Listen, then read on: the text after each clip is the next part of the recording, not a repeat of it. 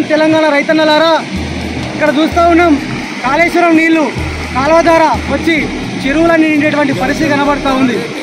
ఆనాడు తెలంగాణ రాకముందు ఈ యొక్క తెలంగాణ ప్రాంతం అంతా నీళ్లు వాడినటువంటి పరిస్థితి. ఎండాకాలం వస్తే రైతులకు భూములలో అన్ని పర్యలవాసినటువంటి పరిస్థితి.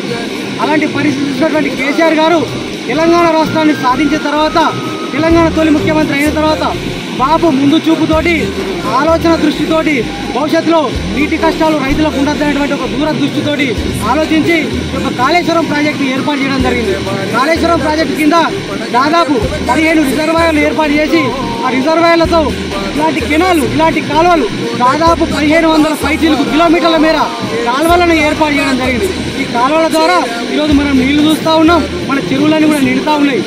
ఈ కాలువలు తీసేటువంటి క్రమంలో కూడా రైతులందరినీ బతిలాడి భూములు కావాల్సి ఉంటే వాళ్ళని రిక్వెస్ట్ చేసి, ఎందుకంటే ఈరోజు మీరు భూములు ఇస్తే భవిష్యత్తులో మనందరూ కూడా ప్రాంతం అంతా కూడా సస్యశ్యామలం అవుతుంది, రైతులందరి ముఖాల్లో చిరునవ్వు ఉంటుంది అని చెప్పి వాళ్ళని రిక్వెస్ట్ చేసి ప్రాంతం అంతా సస్యశ్యామలం ఉండాలని చెప్పి 1500 కిలోమీటర్ల మేర ఇలాంటి కెనాలను తవ్వి ఈరోజు మనకు నీళ్ళు ఇస్తూ ఉన్నటువంటి పరిస్థితి కనబడుతూ ఉంది.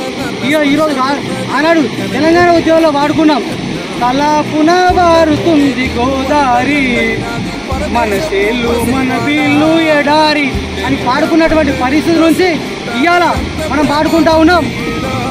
గలగల్ల పారేటి గంగమ్మ తల్లినే నల్లరే గల్లకు మళ్ళించినాడమ్మ, కాళేశ్వరం తోటి లక్షల ఎకరాలు కలకలలాడించే మన పెద్ద రైతన్న, ఎట్లుండే మన పల్లెలు గతమంతా నిర్రవాడిన భూములు అని పాడుకునేటువంటి పరిస్థితి కేసీఆర్ గారు తీసుకొచ్చినారు.